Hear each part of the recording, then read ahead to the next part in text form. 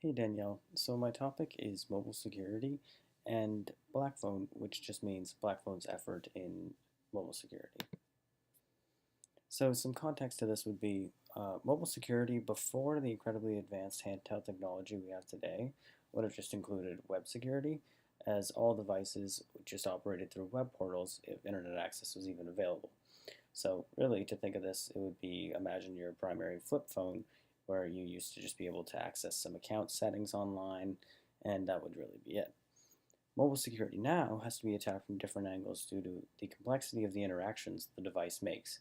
So think that it has Wi-Fi data coming in, it has mobile data coming in, location services. So there's a lot more data being stored on your cell phone than there used to be. So essentially, BlackPhone is looking to simplify the problem by adding a new spin on device security. So BlackPhone is essentially a new smartphone that is being rolled out for those who, as BlackPhone states, value security first. It's a modern smartphone, meaning that it has all the same internals that you would expect from a regular Android smartphone around this time, with extra layers of security. It runs a version of Android that is supposedly more secure due to their native application encryption.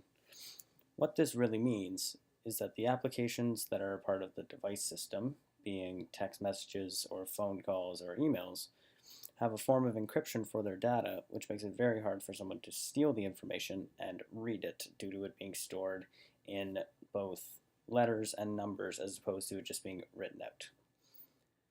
Another thing that BlackPhone is doing, which is controversial, is making a secure app store. This doesn't use the same app store as other Android phones, but it's a custom store for only the most secure applications. They don't really give a general guideline as to what applications are being accepted and why, so it causes a bit of confusion for the end user and vastly limits the choice that the user will have when it comes to applications. So getting on with the issues with BlackPhone, the idea that BlackPhone that they're going for really isn't a bad one. The secure layer of Android keeps some form of customization there, but it falls short in the main respects of device security. So blocking applications from the App Store without a good reason limits users' choice when it comes to content.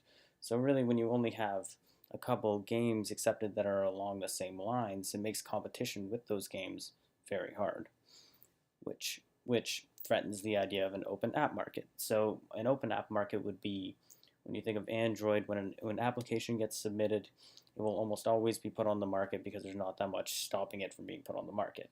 When you get iOS, they're kind of sitting middle of the road where they scan all of the applications before they go on the market, but they're not always 100% checked. What BlackPhone is looking to do is that they're making all of their applications 100% checked, but they don't tell the user actually how this is done. So basically, what keeps companies and pricing for applications competitive is the sheer amount of content to contend with. But with a small closed app store, nothing is stopping from the fluctuation of prices when it comes to applications. Essentially, with the competition, it just leads to companies making bigger and better products while keeping great value for the user.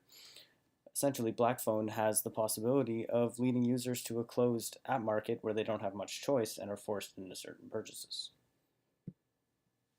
So some past issues with security. This first example may not have a lot to do with security, but I'll get to that at the end. So earlier this year, Rogers and other wireless companies were charged by the CRTC for endorsing the use of premium text messages services. These services included monthly horoscopes, pay-for-receive texts, and jokes. So basically, these would be those services they used to see advertised on television where they'd say, get 2 ringtones a month and it would cost you $10 on your wireless bill. Although it doesn't follow the same theme of device security like I had said before, it is an important point because it's blurring the lines between what we as users could consider safe or malicious when it comes to certain software, especially when there's a software that's being endorsed by a large wireless company which you thought you could really trust. So in the past, there's been malware that's been released that hopes to hook you in the same way that the text messaging services have. By signing you up for a messaging service, then directing you to an application containing malware. So let's take the case of malware. It was called Android Samposo. It was essentially a virus that would get sent to you by text and would ask you a small question with an attachment, like a photo or something. that when you actually click on that attachment, it would redirect you to an Android application that appeared to be credible based upon they formatted the website so it would look the same as the application store. So this application would actually log all of your personal data for sent and received text messages and calls while using your device to broadcast the virus to your saved contacts through your text messaging. Well, although it seems like a big issue, Android has been trying to tackle it by small steps. They're implementing a change in their application security, which really is just a change to their device permissions.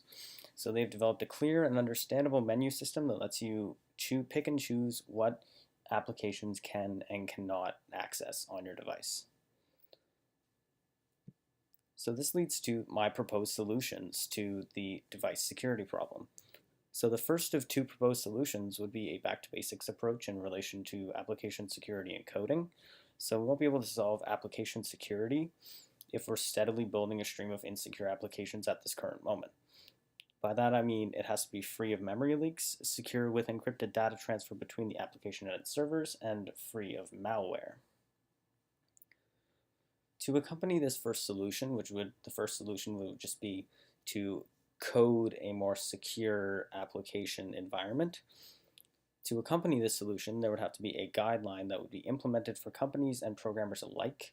These guidelines would include, but would also extend on, supporting strongly encrypted data communications and data storage, and the idea that organizations must have a device security policy which includes a safety and threat model in case of user problems or data access that wasn't supposed to be accessed. So the National Institute of Standards and Technology, which is run by the US Department of Commerce, has a guideline drafted for enterprise device security that covers some security holes that are currently happening, but hasn't transferred to the mainstream market yet.